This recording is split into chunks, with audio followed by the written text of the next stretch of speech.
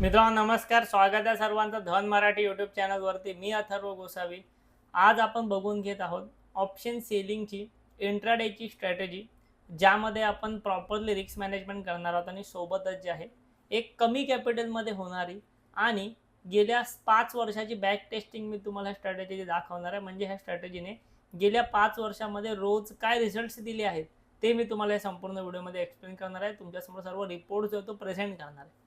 ठीक आहे, सो सुरुवात करूया आपण आपल्या ऑप्शन सेलिंगच्या इंट्राडे स्ट्रॅटेजीला. इंट्राडेमध्ये ऑप्शन सेलिंग करण्याचे बेनिफिट म्हणजे तुम्हाला ऑप्शन सेलिंगची स्ट्रॅटेजी ओव्हरनाईट होल्ड करावी लागत नाही. जेणेकरून ओव्हरनाईट होल्ड करण्यामध्ये जे काही रिस्क असतात, जसं की US मार्केटचे रिस्क असते, क्रिप्टो मार्केटचे रिस्क असते, किंवा कोणत्या देशामध्ये काही वॉर सिच्युएशन सुरू होईल याचे रिस्क असते, जे आपण रिसेंटली पाहतो आहोतच, किंवा कोणत्या देशाचा कोणी इम्पॉर्टंट व्यक्ती काहीतरी स्टेटमेंट करण्याची आपल्याला रिस्क असते, ती कुठेही राहत नाही.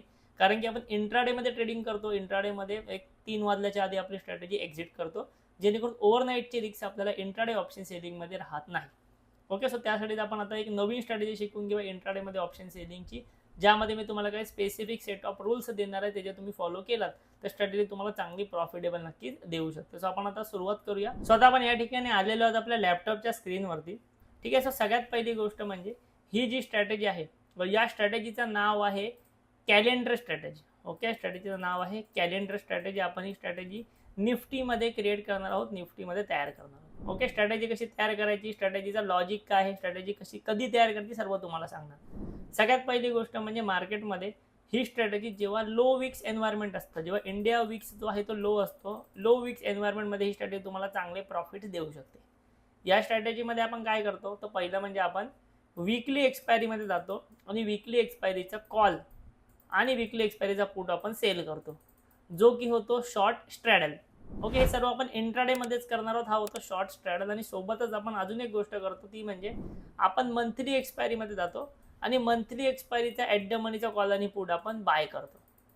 ठीक आहे, सर, जेणेकरून हे स्ट्रॅटेजी नाव पडतं कॅलेंडर. म्हणजे आपण सेम एक्सपायरीचा कॉल आणि पुट सेल केला, नेक्स्ट एक्सपायरीचा किंवा मंथली एक्सपायरीचा कॉल आणि पुट बाय केलं, जेणेकरून काय झालं, जी तुम्ही सेम एक्सपायरीचा कॉल आणि पुट सेल करताय ना, त्यामध्ये तुमचा थीटा डीके जो असेल, प्रीमियम डीके जो असेल, तो फास्ट असणार, जेणेकरून मार्केट साईडवे झालं तुम्हाला चांगला प्रॉफिट भेटणार. आणि जो तुम्ही लॉंग टर्मच्या एक्सपायरीचा कॉल आणि पुट जो बाय करता, त्यामध्ये थीटा डीके स्लो असतो, पण जर मार्केटमध्ये मुवमेंट आली तर ते ऑप्शन तुम्हाला प्रॉफिट चांगला देतात. सो जेणेकरून मार्केटमध्ये जरी मुवमेंट आली तरी हे ऑप्शन्स तुम्हाला वाचवतील आणि मार्केट साईडवे झालं तर तुम्हाला प्रॉफिट भेटणार आहेच या कॅलेंडर स्ट्रॅटेजीमध्ये. सो अशा प्रकारे ही कॅलेंडर स्ट्रॅटेजी डिझाईन केली जाते. मी तुम्हाला सर्व दाखवणार आपल्या प्लॅटफॉर्मवरती, आणि कधी यूज करायची, कशी यूज करायची, सर्व सांगणार. सगळ्यात पहिला रूल म्हणजे ही स्ट्रॅटेजी तुम्ही सकाळी इंट्राडेला रोज 9:16 टाकायची, आणि ह्याची जी एक्झिट असणार ती एक्झिट करायची 2:55. ओके, 9:16ची एंट्री, 2:55ची एक्झिट. रूल फिक्स ठेवा. प्रॉफिट असू दे, लॉस असू दे, काही असू दे, एंट्री म्हणजे एंट्री, एक्झिट म्हणजे एक्झिट. ठीक आहे, टाइम टू टाइम. आता स्ट्रॅटेजी आपण इथे क्रिएट करूया. ॲड न्यूवरती जातो आणि आपण जे वीकली एक्सपायरी आहे तिकडचा कॉल आणि पुट पहिलं म्हणजे सेल करूया. ओके, कॉल आणि पुट सेल केल्यानंतर हा झाला आपला शॉर्ट स्ट्रॅडल. इथे कॅपिटल लागणार शॉर्ट स्ट्रॅडलला साधारणतः 2,40,000 रुपये. तुम्हाला जे दिसते 2,40,000 रुपयाचे कॅपिटल तुम्हाला लागतं. पण आपल्याला शॉर्ट स्ट्रॅडल नाही करायचं, आपल्याला करायचं हे कॅलेंडर. त्यासाठी काय करायचं, परत एकदा ॲड न्यू करा आणि मंथली एक्सपायरीचा कॉल आणि पुट सेम बाय करा. ओके, मंथली एक्सपायरीचा सेम कॉल आणि पुट बाय करा. आत्ता तुमची डायग्राम कशी दिसते बघा, ही झाली तुमची कॅलेंडरची डायग्राम. म्हणजे सेलिंग केलेले लेग नियरेस्ट एक्सपायरीचे, बाईंग केलेले लेग लॉंग टर्म एक्सपायरीचे, म्हणजे मंथली एक्सपायरीचे किंवा नेक्स्ट वीक एक्सपायरीचे. अशा पद्धतीने तुमचं कॅपिटल या ठिकाणी लागते. तुम्हाला इथे दिसते 1,32,000, बट साधारणतः 80,000 रुपये ते 1,00,000 कॅपिटलमध्ये ही स्ट्रॅटेजी रन होते कॅलेंडरची. ठीक आहे, आता फक्त मी तुम्हाला स्ट्रॅटेजी नाही दाखवते, ह्याचे रिझल्ट बघूया गेल्या 5 वर्षाचे काय आलेले आहेत, आणि त्यानंतर आपण स्ट्रॅटेजीचे काही इम्पॉर्टंट डिटेल्स समजून घेऊया. ओके, आता इथे बघा, मी तुमच्यासमोर आता एक इमेज ओपन करतो किंवा एक डेटा ओपन करतो, जे तुमच्यासमोर गेल्या 5 वर्षाचे या स्ट्रॅटेजी रिटर्न्स तुम्हाला डिस्प्ले करतील. हे तुम्हाला समोर तुमच्यासमोर दिसत असेल ही इमेज. यामध्ये 2020 पासूनचे रिझल्ट आहेत, जेव्हा कोविड होता. सो कोविडच्या कालावधीपासून दरवर्षी या स्ट्रॅटेजीने काय रिझल्ट डिलिव्हर केले ते आपण बॅकटेस्ट डेटाचा तयार केला आहे, तो मी तुमच्यासमोर आता डिस्कस करतो. इथे बघा, इवन मंथ वाईज आहे. 2020मध्ये या स्ट्रॅटेजीने जवळपास 36%चे रिटर्न्स दिले. 2021मध्ये 57%, 2022मध्ये थोडे कमी 5 to 6%, 2023मध्ये जवळपास 25%, 2024मध्ये 25%, 2025मध्ये 92%चे रिटर्न्स याने डिलिव्हर केले. आणि आत्ता 2026च्या 2 महिन्यामध्ये या स्ट्रॅटेजीने 5%चे रिटर्न आत्तापर्यंत डिलिव्हर केलेले आहेत. म्हणजे जिथे स्टॉक मार्केट किंवा म्युच्युअल फंड आपल्याला 12, 15, 20% रिटर्न्स देतं, तिथे तुम्ही ह्या स्ट्रॅटेजीजचे ऑप्शन सेलिंग स्ट्रॅटेजीचे रिटर्न्स आहे ते नक्की इथे बघू शकता. कशा प्रकारे इथे रिटर्न्स तुम्हाला त्यांनी डिलिव्हर केलेले आहेत ते. ओके, आता हे आहेत गेल्या 5 वर्षाचे रिटर्न, जेणेकरून असं नको वाटायला की एका वर्षाचे तर आपल्याला रिझल्ट दाखवले, जेणेकरून आपल्याला त्याच्यामध्ये काही जास्त ॲनालिसिस करता नाही आलं वगैरे. सो आता मी तुमच्यासमोर काही अजून इम्पॉर्टंट ह्याच्या गोष्टी जे आहेत ते इथे शेअर करणार आहे. तर इथे बघा, ही जी स्ट्रॅटेजी आहे, स्ट्रॅटेजीचे ओव्हरऑल रिटर्न्स जे आहेत गेल्या 5 वर्षामध्ये ते आहेत 248%, म्हणजे जवळपास 2 लाख रुपये ह्या स्ट्रॅटेजीने बनवलेले आहेत. मी तुम्हाला म्हटलं स्ट्रॅटेजीचं कॅपिटल किती लागतं, 80,000 ते 1 लाख.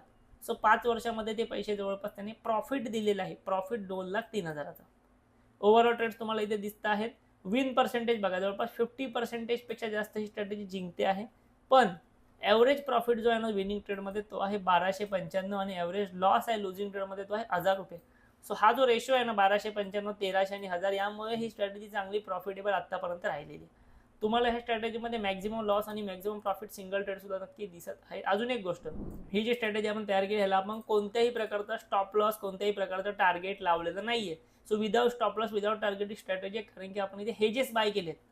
लक्षात घ्या, ऑप्शन सेलिंग करून आपण अशी नेकेड नाही सोडली आहे, हेजेस बाय केले, बाईंग केले. सो कितीही मुवमेंट आली तरी तुमचे हेजेस जे तुम्हाला सांभाळून घेतात, जेणेकरून आपण 5 वर्षाचा डेटा विदाऊट स्टॉप लॉस लावून काढलेला आहे, तो तुम्हाला तुमच्यासमोर प्रॉफिटेबल दिसत आहे.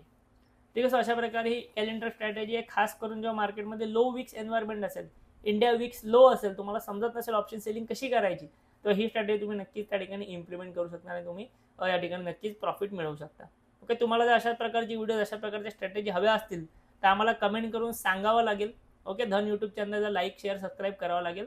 ओके, नक्की लाईक करा आणि आपल्या चॅनलला जे आहे धन मराठी यूट्यूब चॅनल नक्की सबस्क्राईब करा. थँक्यू, धन्यवाद. Investments in the securities market are subject to market risk. Read all the related documents carefully before investing.